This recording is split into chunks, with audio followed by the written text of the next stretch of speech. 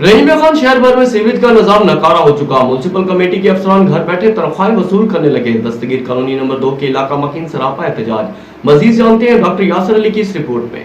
मैं इस वक्त मौजूद हूँ दस्तगीर कॉलोनी नंबर 2 में, जहाँ पर सीवरेज का निज़ाम धर्म भरम है और लोग जो हैं यहाँ के सरापा एहतजाज हैं। यहाँ पे नदी बह रही है। आइए मजीद जानते हैं इस इलाका मकीन से कि इनको किन मुश्किलात का सामना है। पानी कोई नहीं सुनवाई। उत्थे चीफ साहब के दफ्तर जाने वो गल नहीं सुनता भी ठीक है जब ये बंदे तुसी बाए ने तनख्वाहां काहदियां लैंदे सानू टैक्स काहदे ठोकदे हो। असी जो हर बिजली का टैक्स, गैस का टैक्स, रोडां का टैक्स, हर चीज़ का टैक्स दे रहे हैं। ये काहदे वास्ते बैठे ने दफ्तरां 'च? इन्हां नूं कड्डो, इन्हां दे दफ्तरां नूं अग लाओ। काहदे वास्ते दफ्तर बनाए ने?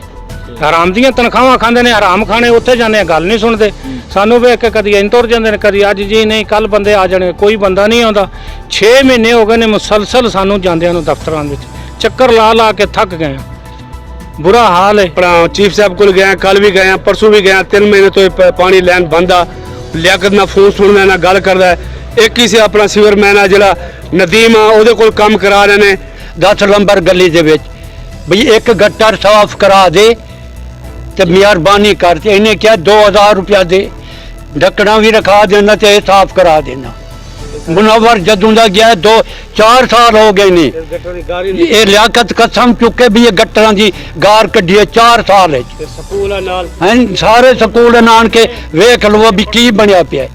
असी मुसलमान नहीं, सिर्फ वो मुसलमान ने। हुण गया लियाकत कोल तो कहंदा जी जाओ जिथे जाना है। गई दफ्तर के गेड़े गूड़े कढ़ के ते मुड़ के असी आपे उस गारे चान खलोते हैं। जी मैं कोलो जी गल सुनो, दस्तगीर कानूनी नंबर 1, 2 रहमत कानूनी, अता कानूनी, इसे जिमें कोल है। सारे कानूनी एक है ते बुरा भी वो वे। साडा रिश्तेदार नहीं उसके पास होता है वो लियाकत कहंदे ने जी सुपरवाइजर है। हाँ जिमें नूं कहंदे तो वो कहंदे जी सुपरवाइजर नूं कहो। वो तो चीफ जिन्नी आकड़ रखदा है लियाकत है जेड़ा जी। लैन का कई दफा असी मोबाइलों कराया, बंदे आउंदे आ इत्थे आके गेड़ा मार देन चले जांदे ने। असी उन्हां नूं कहा भी साडी लैन साफ कराओ ते कोई साडी सुणदा नहींगा। रौला पा के बह गए आ। साडे कारोबार जिहड़े वो बंद होए पए ने। किहड़े पासे जाइए? पानी साडियां दुकानां आगे पानी है। दरखास्तें देने के बावजूद 2-4 बंदे आते हैं, थोड़ा मारा मोटा पानी निकालते हैं, फिर चले जाते हैं। ये मुसलसल 6 माह से एक मसला चल रहा है। जब से भी गर्मी शुरू हुई है पानी खत्म है। लाखों रुपए की प्रॉपर्टी ज़ाया हो रही है। यहाँ से खवातीन आती हैं, गुजरती हैं, गिर जाती हैं। मैंने अपनी आंखों से देखा है। कई बार हम दरखास्तें दे थक गए। हम चाहते हैं कि इसका पायदार हल निकाला जाए, इसका मुस्तकिल हल निकाले। गार निकालनी है, अगर लाइन नहीं डालनी है, रोड बनानी है, जो भी करनी है, इसका पायदार और मुस्तकिल हल निकाला जाए। ये बार बार हम तंग आ गए हैं बिल्कुल इस मसले। पानी है साढ़े घरां दे विच पानी है। असीं वफद की शक्ल च ਅਸੀਂ ਆਪਣੇ MPA ਸਾਹਿਬ ਕੋਲ ਵੀ ਗਏ ਆ। ਸਾਡੀ ਇਦਾਂ ਹੀ ਸੁਣਵਾਈ ਹੋਈ ਜਿੱਦਾਂ ਅਸੀਂ ਆਮ किसके पास गए थे? ਆਸਮ ਮਜੀਦ के पास गया ਸੀ।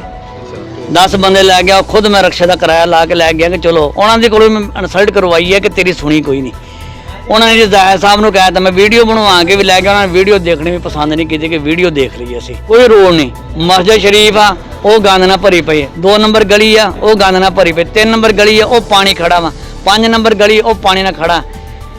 नहर नूं रस्ता जांदा वा ओहदा सड़क दा कोई हाल नहीं। कोई बंदा बीमार हो जाए तो गड्डी वाला नहीं आउंदा, रक्शे वाला नहीं आउंदा कि यार तुहाडी रोड़ा नहीं सही। डीसी साहब को आपको मेहरबानी करो, सारे सीवरेज का निजाम सही करे। असा क्या को अपील करो सर मुर्दाबाद। इलाका मकीनों का कहना यही है कि यहाँ पर म्युनिसिपल कमेटी की तरफ से सीवरेज का निज़ाम खोलने के पैसे वसूल किए जाते हैं।